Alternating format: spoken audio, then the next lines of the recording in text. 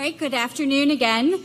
Now that you've heard about the strategic and legal challenges to combating the adversary, our next speaker will discuss the importance of building a global network of partners. It is my absolute pleasure to introduce Rear Admiral Heidi Berg. Rear Admiral Berg is the Director of Plans and Policy, or the J5, at U.S. Cyber Command.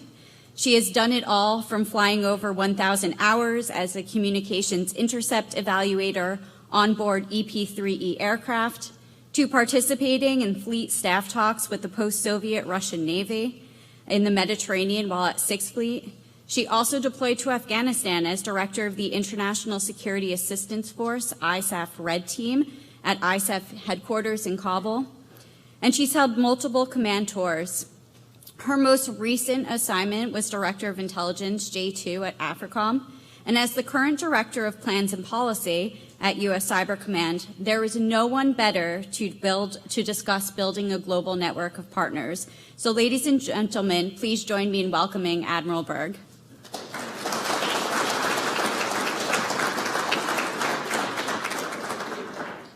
And I have to say, as I look out at a room full of lawyers, I am actually comforted. So as we, particularly in this job, as strategy, policy, doctrine, planning, and as we do both our contingency planning and our campaign planning, and then with partnerships, our lawyers are such an absolutely critical part of ensuring that we get this right. And I'll talk a little bit about why it's so important and some of the complexities. Had a chance to look at your agenda. You just had, hopefully, a really interesting day, and it looks like a fantastic 3 days. And I am so impressed with both the academia that we have involved in this forum, that you've got industry partners here, that we've got a heavy interagency partnerships, and then, of course, 22 international partners representing 10 nations. Because that, in a nutshell, is really what we are trying to build and expand at U.S. Cyber Command. It is not simply the international partners that we all think about when we think about partnerships. What is so critical in this ultimate team sport of how do we come together to address malicious cyber actors who really have some significant advantages with some of the ambiguities and significant advantages with how we have constructed so much of our policy, so much of our programs, our weapon systems, which are designed to be open, designed to be interoperable. Partly because, as we look at the joint force, sometimes our services, when we're building things, don't necessarily work well together. So creating that interoperability has been a driving force for 50 years. And as we start to look at those vulnerabilities, it is this team sport of bringing together the best minds in the academic world, ensuring that we have a strong alignment with our industry partners, oftentimes who can sense threat and sense the network ahead of what we can. And then, of course, as we look at our interagency partners, because of some of the significant challenges that we see with how we craft our partnerships. And I'll talk a little bit more about that as we go on. So first, I think you probably had a chance to get some of the insights in the National Defense Strategy. But as we look at the National Defense Strategy and really this idea of integrated deterrence and then the balance between our campaigning activities, so the day-to-day challenges that we look to put in place to really ensure that we are continuing to deter adversaries against the investments that we need to make to build operational advantage.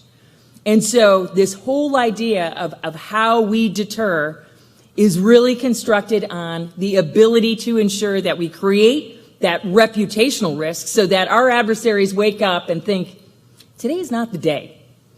So in order to do that, that really is about ensuring that we are reinforcing the concept, the confidence in our own capabilities and undermining an adversary's confidence in their own.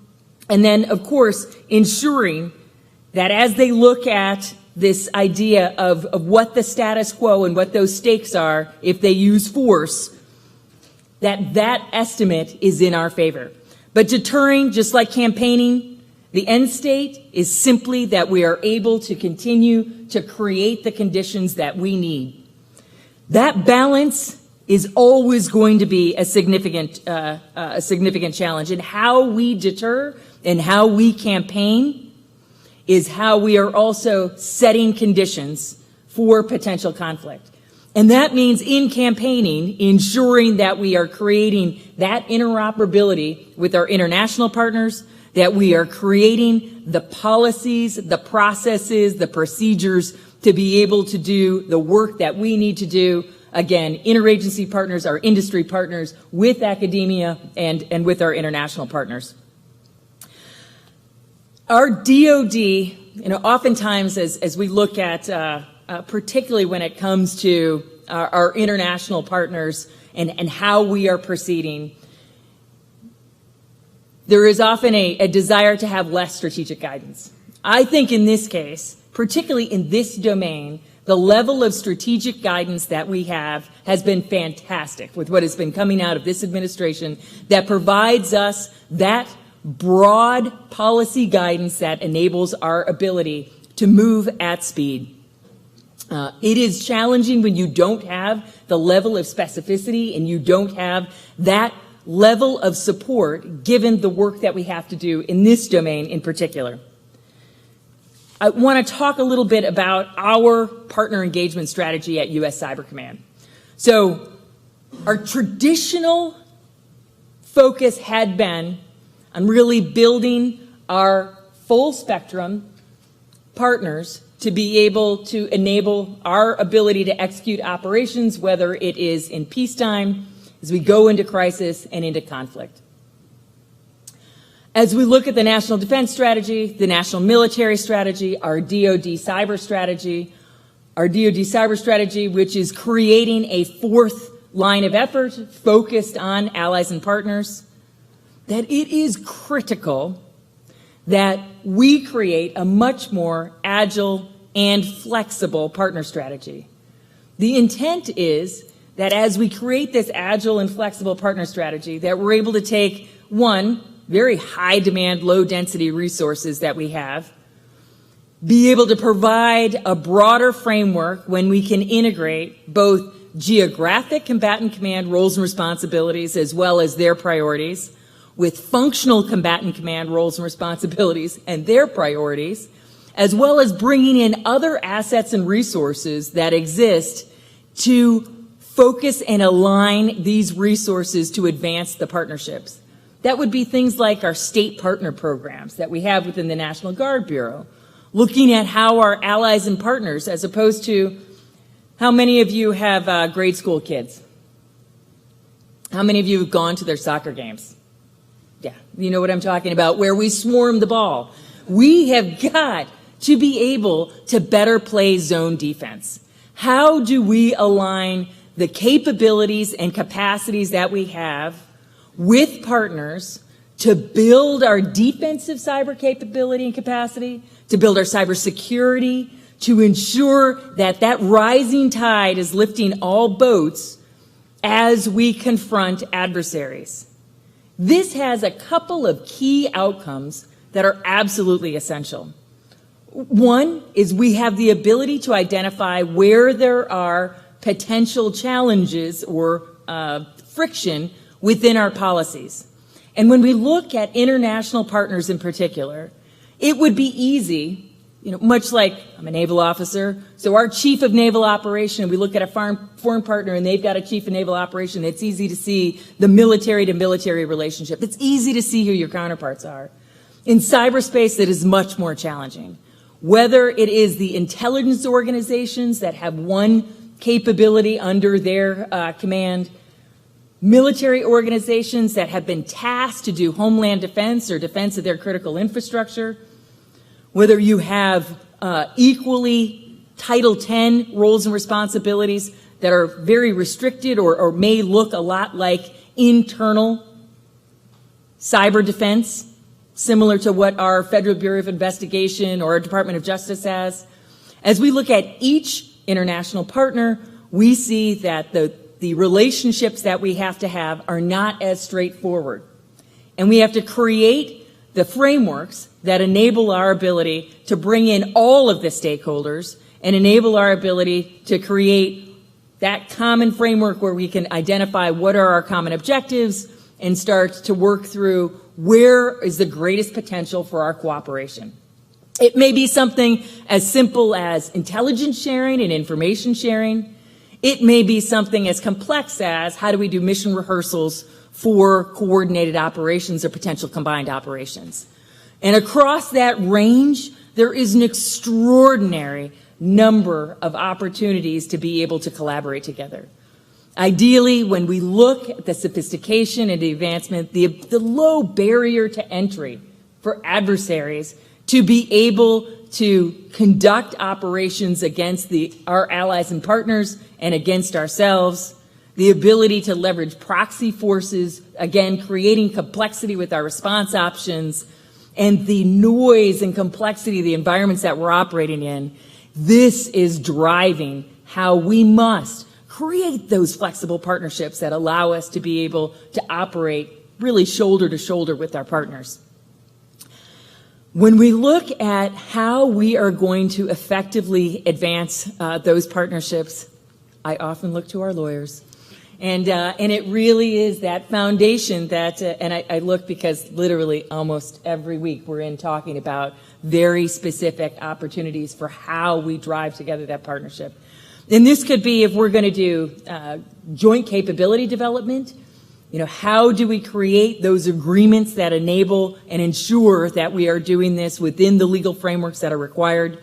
Do we need, if we're going to do operator exchanges or we're going to do liaison officer exchanges or we're going to look to create integrees, all of this ensures and requires that we have the appropriate framework in place to be able to do this.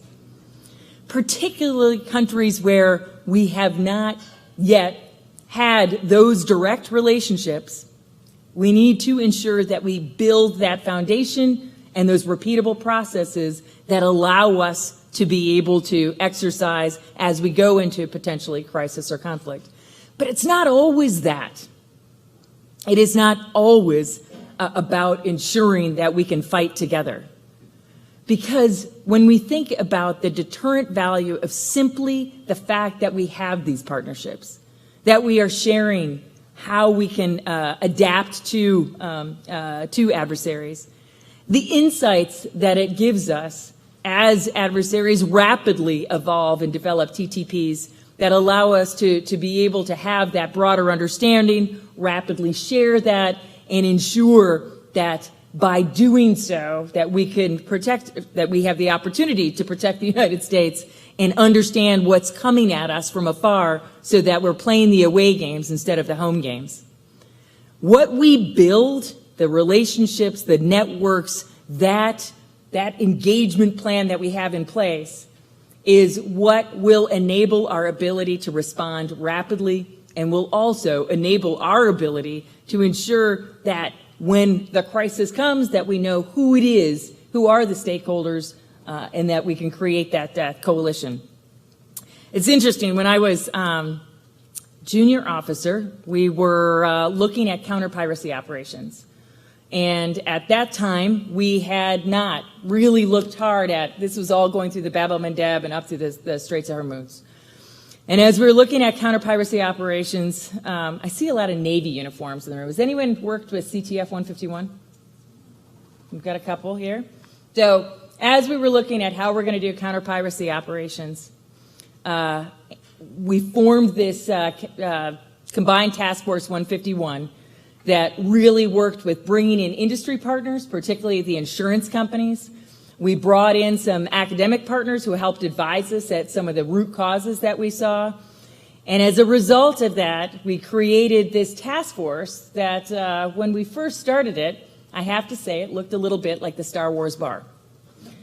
We had partners that we had never worked with before. We had partners that generally I had marked as red when we were doing intelligence reports, and yet we all came together as a coalition to work to focus on these piracy operations because it all was about ensuring that we had the ability to have freedom of maneuver in that maritime space. Much of what we try and do, we frame in a similar light. That this is about how we create that freedom of maneuver in cyberspace, how we ensure that we've got the appropriate international rules-based world order, but really that appropriate layer in cyberspace that everyone knows where we are driving to. So when I think of some of the practical ways in which we're doing this, we've created a series of kind of regional focuses that allow us to bring together allies and partners as we look at things like the Russia-Ukraine crisis, where clearly there is a broad range of stakeholders that are participating as we look at the counter-Russia activities. As we look at how we are building a coalition of like-minded partners to look at defensive cyberspace operations in the broader Middle East and North Africa region, and as we look at the Indo-Pacific Command as well, how do we counter those partners? We've created exercise programs, both multilateral exercise programs where we bring together a wide range of operators and we walk through defensive cyberspace operations, policy considerations, doctrine developments, key areas of tactic, techniques, and procedures, but we also talk about readiness. And this creates, again, that community of interest. And then a bilateral exercise series. We currently conduct a very robust bilateral exercise series with partners such as Israel and our newest partners coming up with Singapore. And we are developing an exercise series that we'll be conducting with Korea, with Poland, and with Taiwan. These bilateral exercise series enable our ability to really have focused engagements with how, again, do we build that capability and capacity with our key partners. This area of partnership and how do we create and sustain our broader global network, we have also been very focused in how do we build an academic engagement network. I know we've been kind of thinking through that international partnership, but the relationships with academia has been essential. In fact, this week we're hosting Cyber Recon, where we're bringing together students from over 10 institutions. We're bringing together their professors and our senior staff and mentors that have been assigned within our senior staff to really think through some of those key challenges and key problems that we are facing that we would like to bring the academic community together and focus on.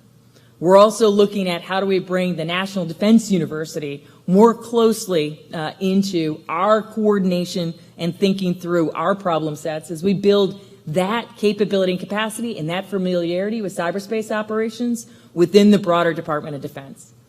So as we go back to our strategic guidance, one of the areas that is a crucial component to our national military strategy is how do we effectively integrate all of these partners and allies, integrate multiple domains across the spectrum of conflict to be able to both deter and, should deterrence fail, to prevail in conflict. And as we see, that concept of strategic discipline as such an essential element of it, how do we weigh and balance against that investment in future capability and capacity against how we are deterring by conducting our operations in continuous or persistent engagement? When we think about trying to balance those, we cannot do it alone. When we look at the force that we have that is aligned to this problem set, we must bring in allies and partners. We must look at how do we effectively burden share. We have got to ensure that we have aligned not just our own interagency partners and our own academic partners, but how do we bring in the entirety of that ecosystem together to be able to ensure we've got that consistency and coordination to be able to counter those emergent threats. We've sought to take the lessons learned that come out of the Russia-Ukraine crisis, and there have been many, the lessons learned that have really come out of the last 5 years of operations as we have conducted that significant transition. I think you probably talked about it this morning of pre-2018 and post-2018. And how are we going to evolve that as we look at this changing dynamic within the information domain? where we've got to truly understand cyber-enabled information operations. How does that get engaged to truly create integrated kinetic and non-kinetic fires?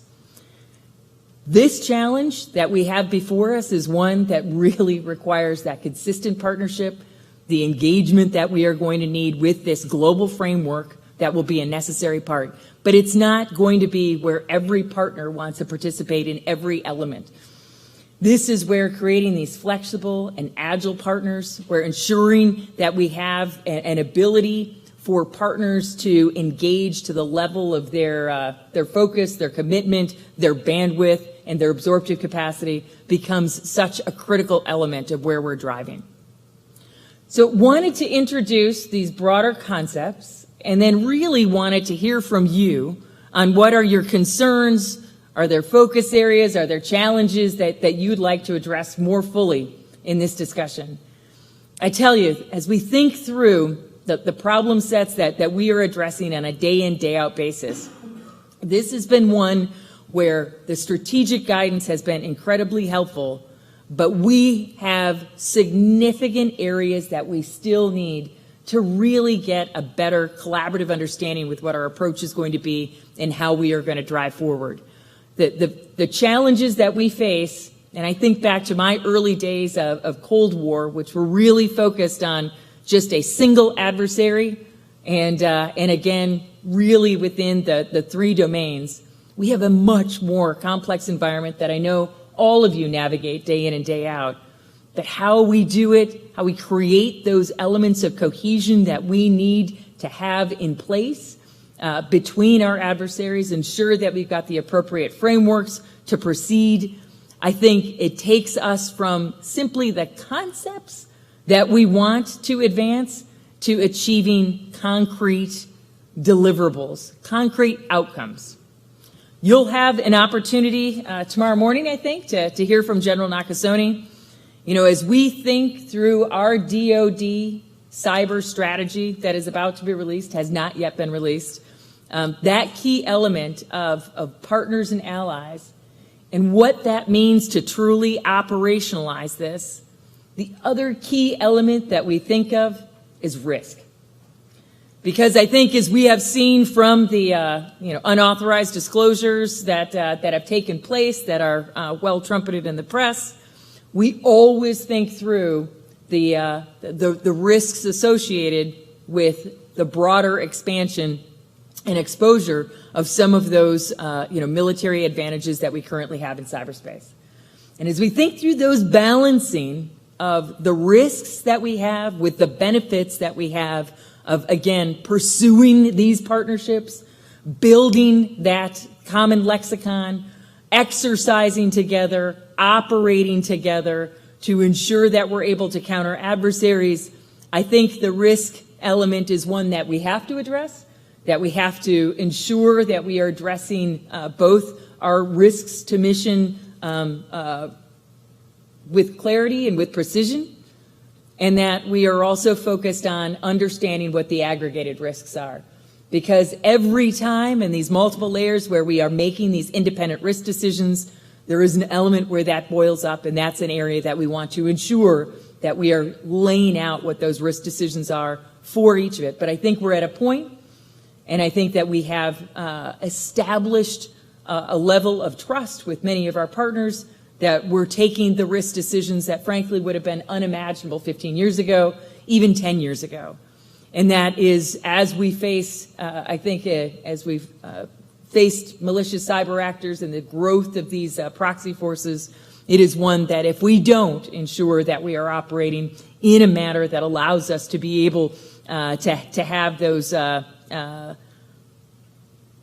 coalition approach, it will be near impossible to ensure that we can confront these challenges individually.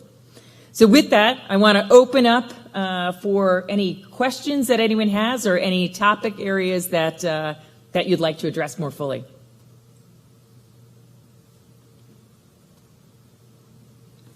Please, sir.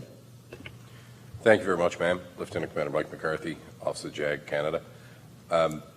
So as you noted, militarily, we're used to working together, we're used to operating together. On the intelligence agency side in particular, there are lots of networks that they already have. Can you perhaps pass on some of your best lessons learned in how you've managed to take all of those separate things, put them all together, so as we move forward to build those really important partnerships that you've discussed, ma'am? Yeah, no, that's a great question, and I realize now my fear is fully justified as I look to ask a room full of lawyers questions. But really, it's so as we look at, and I don't want to give a specific partner example, but I think oftentimes we will have intelligence agencies that will own the, when it comes to the offensive cyber aspects, defensive cyber owned by the military.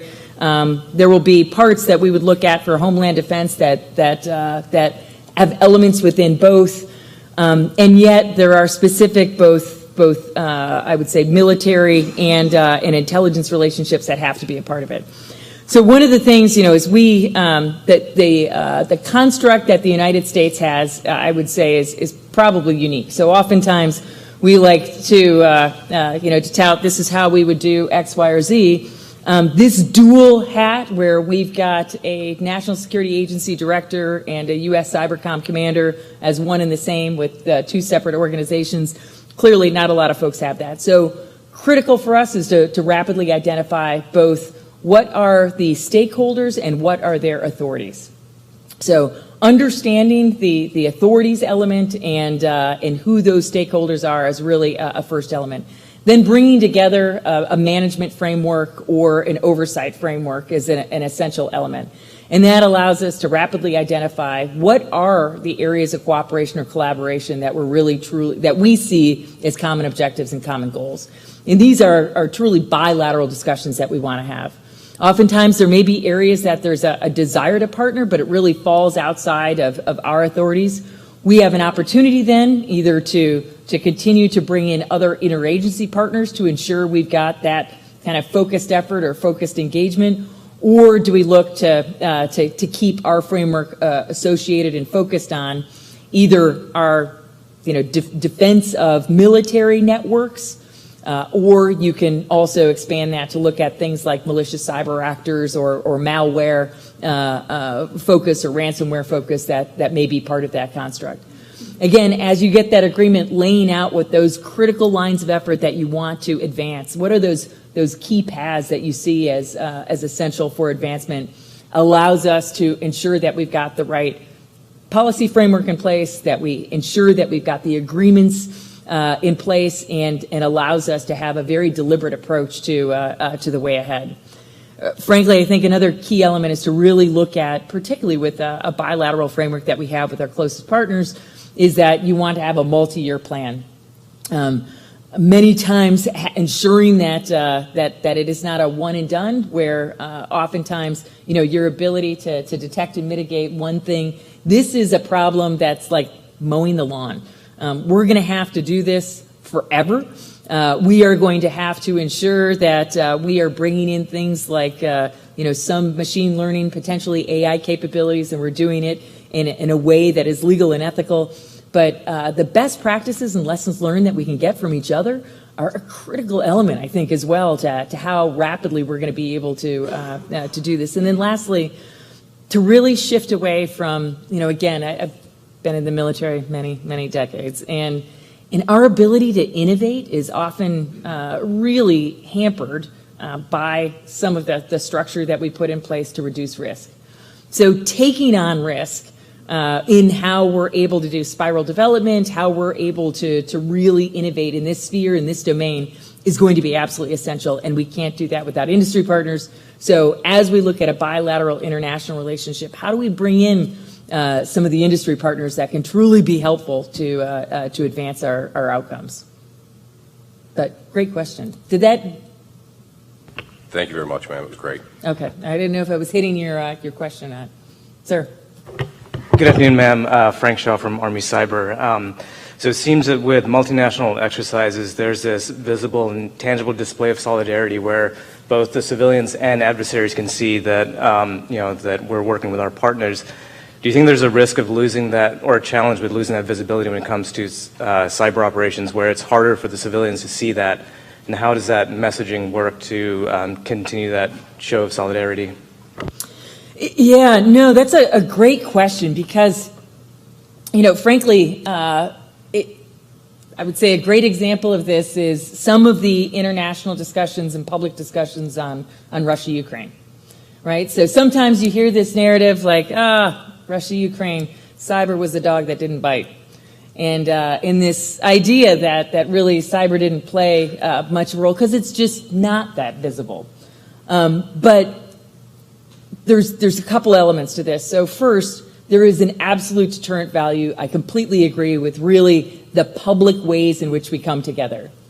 And so exercises, doing conferences together, where we have cooperation, announcements that we can make on cooperation, where we can have those engagements all create an atmosphere and all create a contribution to that deterrence value and this idea of an adversary be facing, again, more than one, that we're doing that collaboration, coordination together. But when we're doing operations together, there is also, I think, even though it is not as visible, it is oftentimes very visible to an adversary. That's where, again, as we look at that, ensuring that we've got close cooperation and coordination with industry partners who can sometimes, through their own sensing, convey things in a public setting that again, we wouldn't or we couldn't. But you've also seen through, I think Russia-Ukraine is another great example of where the use of information and the use of intelligence has been really unprecedented, both in our ability to use it to build the alliance and partnership, and then to ensure, as we have identified where adversaries are planning on taking action, you've got an ability to really throw off kind of false flag operations, et cetera. So when it comes to, I think, partners, I think there is an element that there will be recognition, but you've got to continue both, right? I think that exercising, that participation, that public narrative, how we are demonstrating our continued resolve as a coalition or as an alliance, as like-minded nations. So even if we're not intending, or we have partners that really don't want to develop some of the capabilities or some of the approach or are concerned about, the neighborhood they live in, there are still ways that we can collaborate. And frankly, some of the, when we think through things like how we come together on countering ransomware actors, protecting our own and protecting others' critical infrastructure, ways that we can do counterterrorism, all of these are things that I think are areas that we've got significant mutual equities and mutual objectives.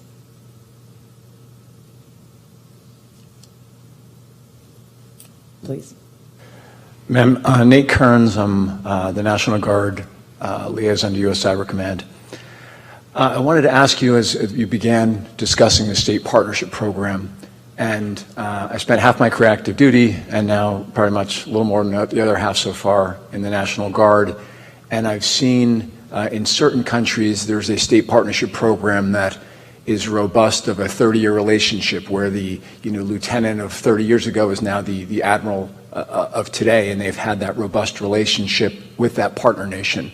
I was wondering if you could address your thoughts or opine a little on the ways in which the active duty may be able to leverage that relationship with that already existing bilateral partner. No, great question. Frankly, when I was at AFRICOM, having a chance to see the state partnership program in action absolutely rocked my world. They had the presence, they had persistence, they had those deep relationships, and they had trust. And when we think through all of this and what is such a critical element, whether it's an industry partnership, an interagency partnership, or international partnership, trust is really that foundation. And what our focus is we see there are some state partner programs with extensive and cyber capability and capacity. There are others that don't, and again, there's a variety of reasons for it. But one, we want to ensure that that we work and collaborate with the National Guard Bureau on what those standards are, so that we've got consistency across the state partner program. If you're going to get this kind of cyber training, that those standards are met and that there's consistency across it. So whether it's a work role, that's specific training, or some of the collaborative training, it would be similar. But second, that there is that broader awareness and understanding, so that we don't have, a partner that's asking for something, and we have both a cyber component, say Army Cyber, plus U.S. Cyber Command, plus U.S. Central Command, plus a state partner program, all doing the same thing, but we can instead look across our priorities and ensure that we are allocating our resources to go against our highest priorities. There's also, the potential for other international partners that are executing some training, and getting that broader awareness and the ability to be able to make kind of more informed decisions about where we apply it is really what we're driving towards. But the state partner program, incredibly impressive. We have seen, from the work that the Maryland National Guard has done with Estonia, to the work that Texas has done with Egypt. I mean, it is impressive, the scope and scale of what can be done. So it's really thinking through all of the capability and capacity that we have across the Department of Defense, and how do we best align it to be able to really advance partner requirements and advance partner needs. But yes, the state partner program, I think, is going to be one of those key elements. And General Zana has been, I think, an absolutely fantastic partner as we've sought to start to build those. Build both those standards, as well as build that better integration that we see through that broader awareness. It's the beauty of being the end of day. So thank you all so much for the opportunity to come and talk to you. It is truly an exciting field to be working in. It's an incredibly exciting demand. Your services are needed in just about everything that we do, and are going to be a critical element to ensuring that we create this sustainable, legal, ethical framework that's going to allow us to have the partnership across the range of actors that we want to continue to partner with. Really appreciate your time and attention. If you think of questions later, just ask Sarah, because she's the one who's probably going to answer them anyways. But thank you all.